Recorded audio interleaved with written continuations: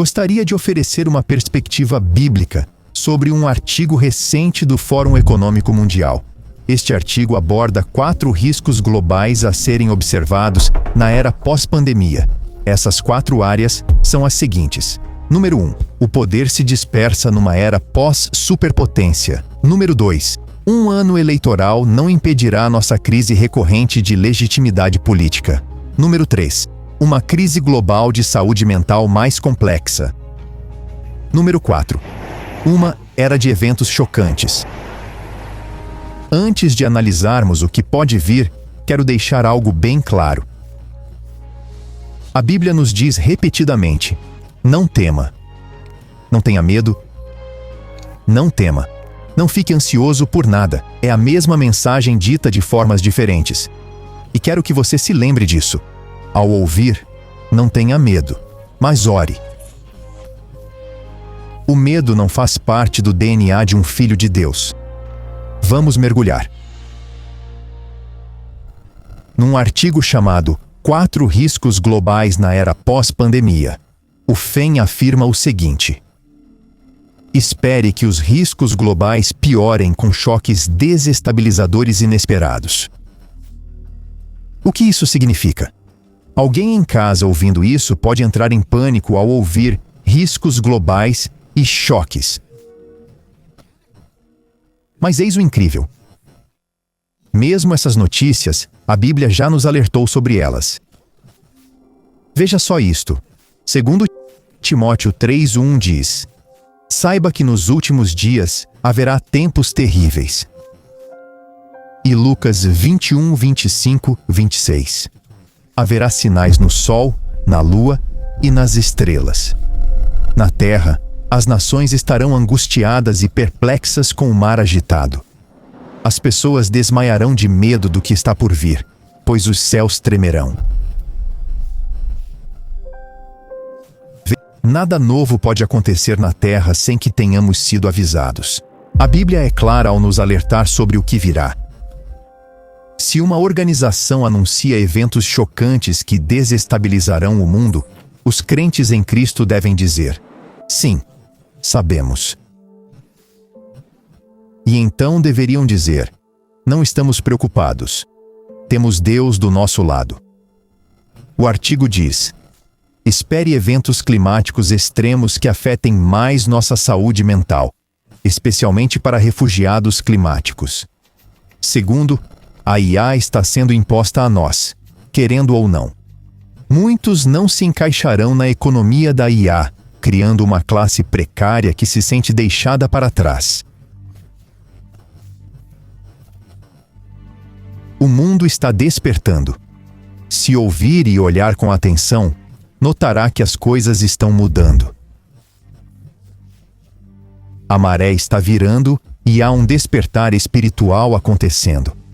Alguns se aproximam da escuridão deste mundo, pois há um colapso moral na sociedade atual. A vida não é mais valorizada. O coração das pessoas esfria a cada dia.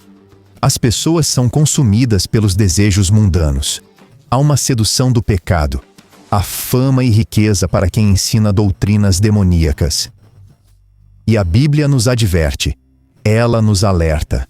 Ai da terra e do mar, pois o diabo desceu até vós. Ele está furioso, pois sabe que seu tempo é curto. O diabo está certamente agressivo nestes últimos dias. Mas deixe-me dizer isto: por mais agressivo que seja o inimigo e pecaminoso o mundo, muitos buscam Cristo em busca de esperança. Muitos se voltam a Cristo, pois só Ele pode carregar seus fardos.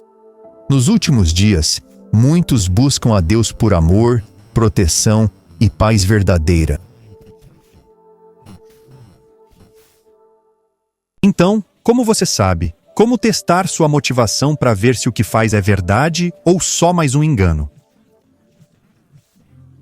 Veja bem, acho que um ponto em que você está errado nesse assunto e que você não percebe é que acha que as pessoas têm a capacidade de discernir escolher entre esquerda, direita, verdade, mentira, todas essas coisas que acontecem e simplesmente não somos capazes disso. Precisamos de mais cristãos assim, que conheçam a Bíblia e, mais importante, não temam falar conforme as Escrituras. Não estou vendo o Jordan Peterson real, vejo o que ele habita por um tempo. Você não vê John Rich, só vivo nessa coisa por um tempo. O verdadeiro Jordan Peterson vive para sempre. Ele é um ser eterno, foi criado pelo Criador e foi colocado nesse corpo que você está agora para durar o tempo que vai durar, e então esse corpo vai morrer, e então o verdadeiro Jordan é liberado desse corpo, da mesma forma que acontece comigo. Então, para discernir verdade e mentira, é melhor ter Jesus em você, pois ele é a verdade suprema. Vamos analisar isso por um momento. Um ser humano é composto de 3 partes: espírito, alma e corpo. Como sabemos disso? Bem, a Bíblia em 1 Tessalonicenses 5:23 diz: que o Deus da paz o santifique por completo. Que espírito, alma e corpo sejam preservados íntegros na vinda de nosso Senhor Jesus Cristo. Entendeu isso? Seu espírito, sua alma e seu corpo. O coração está na alma, que é a sede das emoções e afeições. É o centro da personalidade, vontade, raciocínio, intelecto, memória e consciência. Na verdade, eu descreveria assim: o coração é uma arena, é o centro de tudo que um crente precisa proteger em sua vida. É um campo de batalha onde todas as lutas da sua vida ocorrem. A luta entre o bem e o mal acontece no seu coração. A luta entre Deus e ídolos terrenos ocorre no seu coração. A luta para orar cedo, tarde e ler a Bíblia, tudo isso é no coração. Vendo o coração como arena, entende-se que nem tudo deve entrar lá. É por isso que acredito que devemos guardar nossos corações. É porque Deus quer entrar na arena do nosso coração.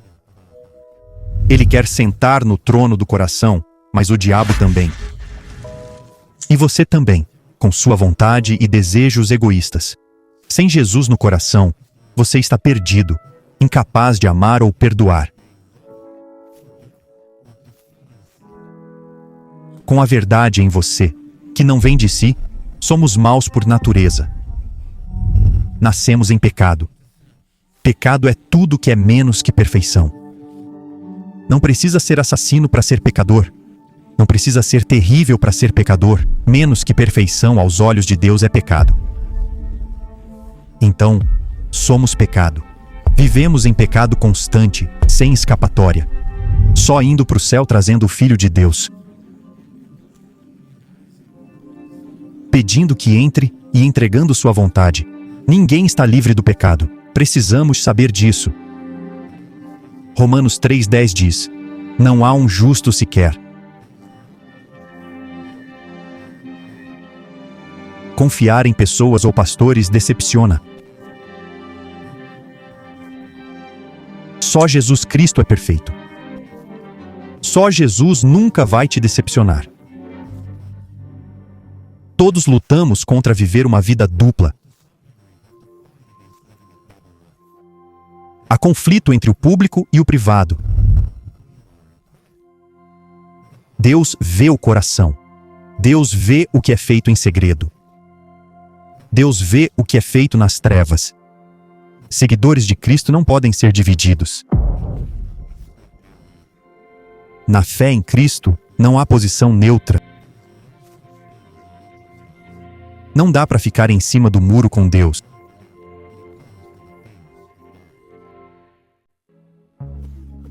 De vez em quando precisamos de um toque de realidade. A dor no corpo lembra que não somos invencíveis. Lembra que você não é o super-homem. Você não é a Mulher Maravilha. Uma doença pode surgir e lembrar da sua mortalidade. Veja, às vezes precisamos de um toque de realidade. E você, já sentiu que Deus lhe deu um toque de realidade? Talvez tudo esteja bem e de repente surge uma tempestade. É Deus lembrando que você ainda precisa dele, Por melhor que esteja, você ainda precisa de Jesus. 1 Pedro 4, 17 e 19 diz: é hora do julgamento começar na casa de Deus. Se começa conosco, o que será dos que rejeitam o Evangelho? Se o justo mal se salva, o que será do ímpio e do pecador? Portanto, que os que sofrem conforme a vontade de Deus confiem suas almas ao Criador fiel, fazendo o bem. Você não acha isso provocador? Não é uma chamada à realidade para todo cristão, homem ou mulher? Todos sabemos que haverá um dia de julgamento com o Senhor. Todos sabemos que existe um livro da vida. Nós sabemos disso. Há um dia em que todas as nossas obras serão provadas pelo fogo. Mas o que me desafia nesta passagem de 1 Pedro 4 é onde os julgamentos de Deus começam. O versículo 17 diz: é tempo de começar o julgamento pela casa de Deus. Para que o julgamento comece, quer dizer que nós, a igreja, somos julgados primeiro? O julgamento de Deus começa conosco. Isso, para mim, mostra que Deus é justo. Seu julgamento não é só para os que rejeitam Cristo, mas também para os da igreja. É uma chamada à realidade. O julgamento começa com aqueles que se dizem cristãos. Quantos de nós estamos prontos para sermos julgados? Pensaríamos que, como cristãos ativos na igreja, estaríamos sempre prontos para o julgamento de Deus. Mas acredito que se Deus nos julgasse agora, muitos de nós simplesmente não estariam preparados. Não estaríamos prontos. A Bíblia alerta sobre o perigo de ser mal salvo na igreja, ou seja, muitos professam Cristo, mas mal são salvos. Mateus 7, 21, 23 diz: nem todo o que me diz Senhor, Senhor, entrará no reino dos céus, mas aquele que faz a vontade de meu Pai que está nos céus. Naquele dia muitos dirão: Senhor, não profetizamos, expulsamos demônios e fizemos milagres em teu nome? E então lhes declararei: nunca vos conheci. Apartai-vos de mim, praticantes da iniquidade. As pessoas que dizem Senhor, Senhor, são pessoas da igreja. Mas Jesus diz: mesmo na igreja, conhecendo a linguagem, no dia do juízo, você me terá no coração? Não há espaço para hipocrisia em nossas vidas como crentes. Devemos amar completamente e viver para Deus, para que possamos passar a eternidade com Ele. Então, quantos na igreja têm amor genuíno por Jesus Cristo? Quantos de nós somos verdadeiramente salvos? E quantos são falsos, mas se dizem genuínos? Deus sabe que há impostores e hipócritas entre nós. Portanto, o julgamento deve começar na igreja. E qual será o destino dos hipócritas na igreja? Aqueles que usam máscaras e fingem ser o que não são. Os que dizem seguir Jesus, mas agem contra o Senhor. Mateus 6, 1 diz: cuidado ao praticar boas obras para ser visto, pois não terão recompensa do Pai Celestial. Verso 5: ao orar, não sejam como os hipócritas, que oram para serem vistos.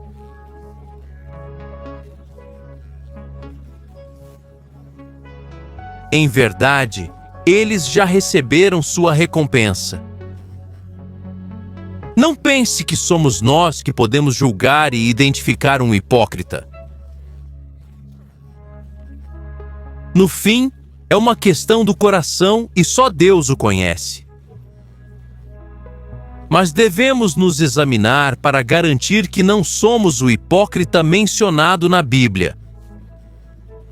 Então, a mensagem é: verifique seu coração. A Bíblia nos dá comandos claros para seguir. Se estamos em Cristo, devemos nos comprometer totalmente a obedecer. A Bíblia diz que quem ama a Deus deve amar seus irmãos e irmãs. Quantos de nós seriam considerados falhos nisso? Quantos de nós amamos nossos irmãos e irmãs? Quantos de nós amamos nosso próximo? O julgamento começa na casa de Deus. 1 Pedro 4, 17 e 18 diz: é tempo do julgamento começar pela casa de Deus. Se começa conosco, qual será o fim dos que não obedecem ao Evangelho?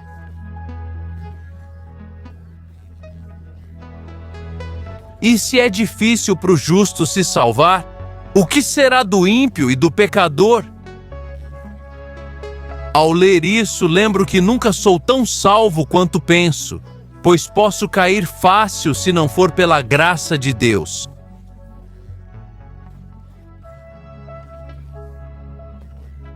Então, ouça essa mensagem e fique avisado.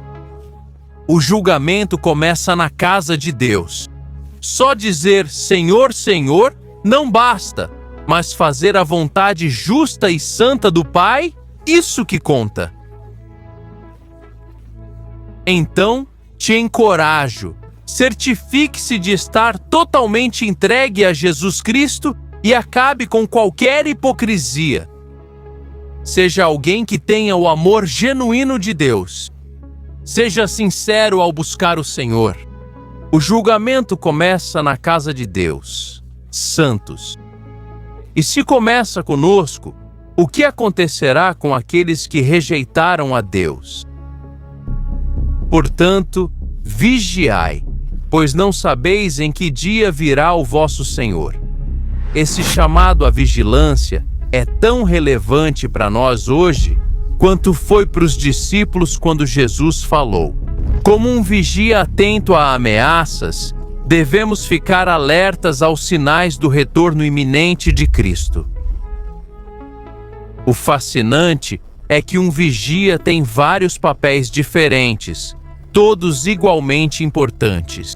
Antigamente, um vigia protegia cidades e acampamentos de ataque surpresa e outros perigos. Vigias nas muralhas observavam mensageiros, perigos, exércitos ou enviados se aproximando. Em 2 Samuel 18, somos informados que Davi estava sentado entre os dois portões. O vigia subiu ao telhado sobre o portão, ergueu os olhos e viu um homem correndo sozinho.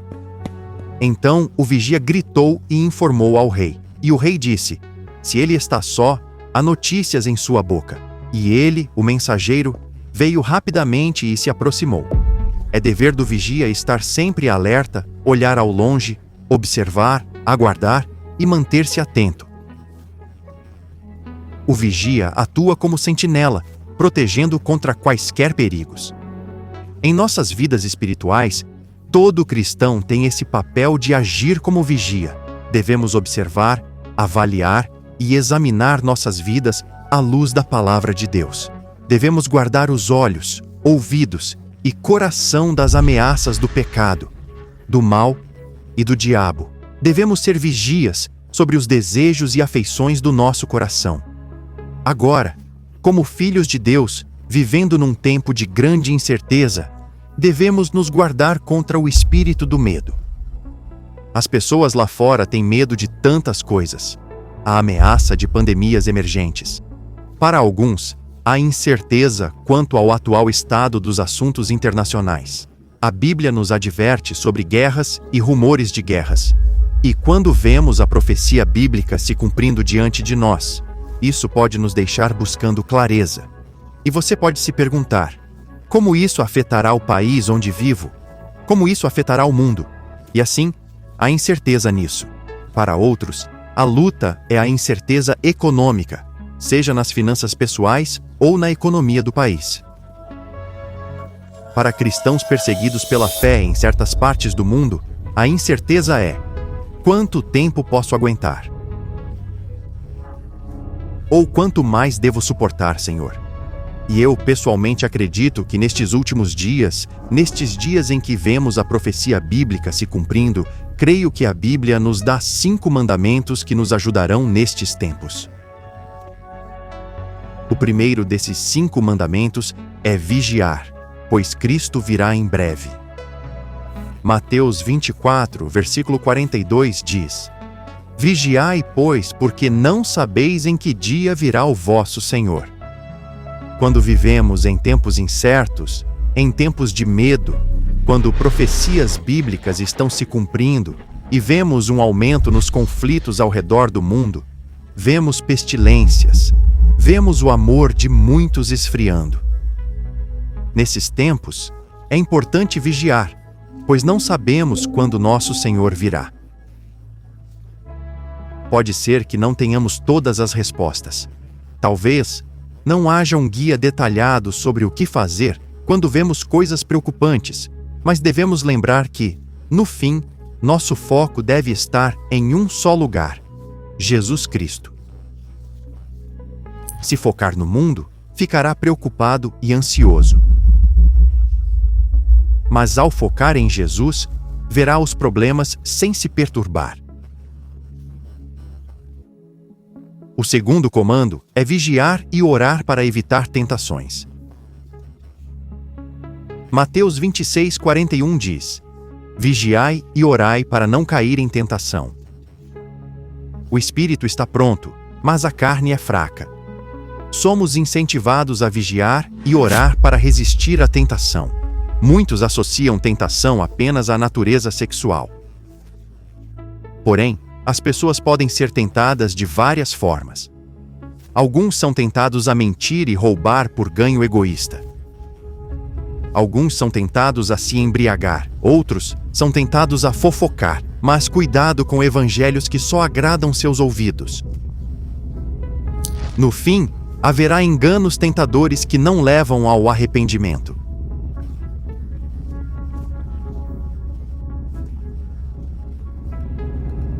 Cuidado para não ser tentado. O terceiro comando é vigiar e orar para poder escapar. Lucas 21:36 diz: Vigiai e orai sempre, para serdes dignos de escapar do que há de vir e estar diante do Filho do Homem. Quando Jesus disse isso aos discípulos, ele falava sobre o futuro e os alertava das coisas terríveis que viriam sobre a terra à medida que nos aproximamos do fim dos tempos. Os dignos de escapar da ira de Deus na terra são os que confiaram e creram em Jesus Cristo. Mas só é possível se você vigiar e orar sempre. Ou seja, Jesus nos diz para focarmos nele.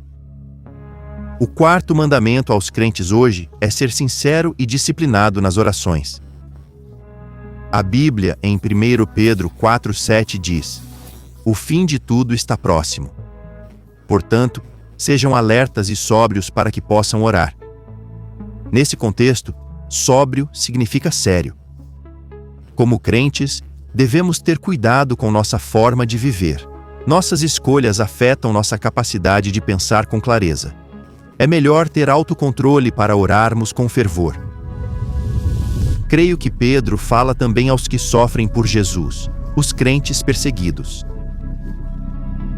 Pedro nos dá um alerta encorajador ao dizer: está quase no fim.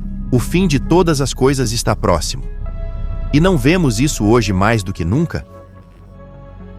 O quinto e último comando aos crentes é ter clareza em sua missão. 2 Timóteo 4,5 nos aconselha sobre lidar com o que vemos e ouvimos hoje. A Bíblia diz: o mundo tem muitas vozes, algumas piedosas, outras não.